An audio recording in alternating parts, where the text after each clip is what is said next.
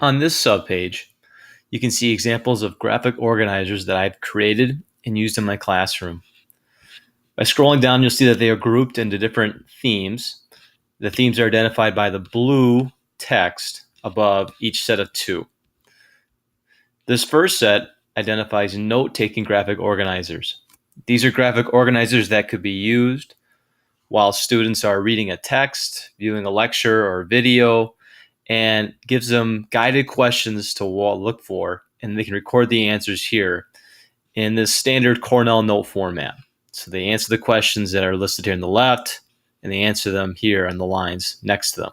Good for a study tool. Another format for this is a more open-ended graphic organizer that uses images to convey a big idea. With this reading, it is causes for conflict during the colonial era of North America. And these are 4 major conflicts. Page numbers are provided where they're discussed in the text. Students record what are the causes here, what happened during the conflict in these explosions, and then what is the ultimate effect or consequences of these conflicts. So another version of a graphic organizer for note-taking and gathering data. These two are graphic organizers that are used as pre-activity resources to understand the content. These are meant to be used before a harder, more challenging activity that we'll do as a group, so that students understand the material that we'll be discussing and that they need to use in the later activity. This first one is for a podcast, constitutional. Students listen to a podcast, they'll use those minute frames, and they will fill in this graphic organizer as they listen to the podcast. It does go in order. Things that happened earlier or discussed earlier in the podcast are answered at the beginning. Things that are discussed later at the podcast are answered at the end. And they will be able to use this for a Socratic seminar activity afterwards. This activity is for the Jefferson podcast that was discussed on the digital activities subpage. And students gather their thoughts and the key questions that they'll be trying to discuss and argue about in their podcasts. So this is where they gather the information and have it ready for them to use when they do that presentation.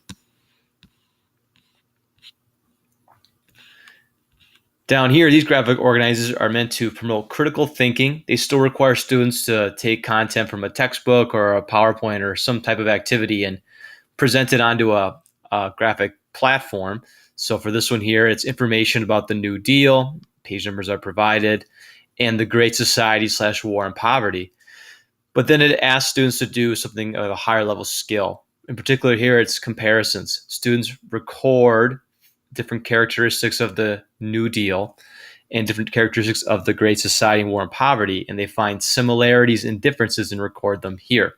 This is done on a Google Doc. Students can collaborate and do this together and submit one copy. And so they're working together on it. And they have to create sentences and a thesis at the bottom here, identifying how these reform movements, one of these two, were similar or different to past ones here, identified by the different colors. So we have synthesis and compare and contrast are the higher level activities in this one. With this activity, students will be assessing the effects, the accomplishments, and the events of the Ronald Reagan presidency, 1981 to 1989.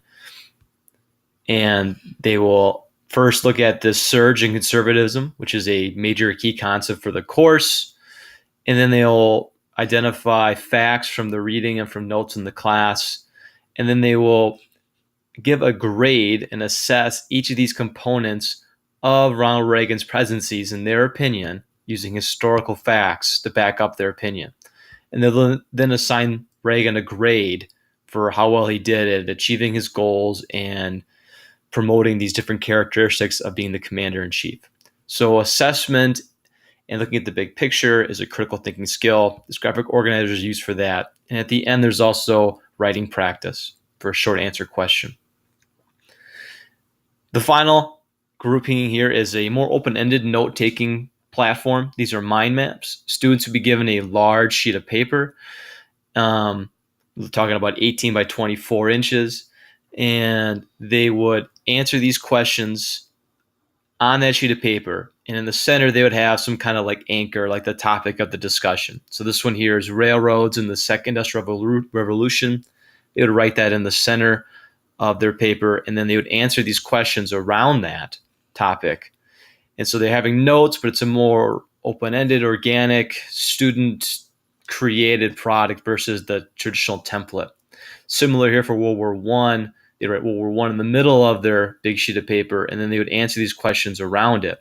These questions are the key things they should get from the reading. It's just a different way of trying to engage students with note-taking.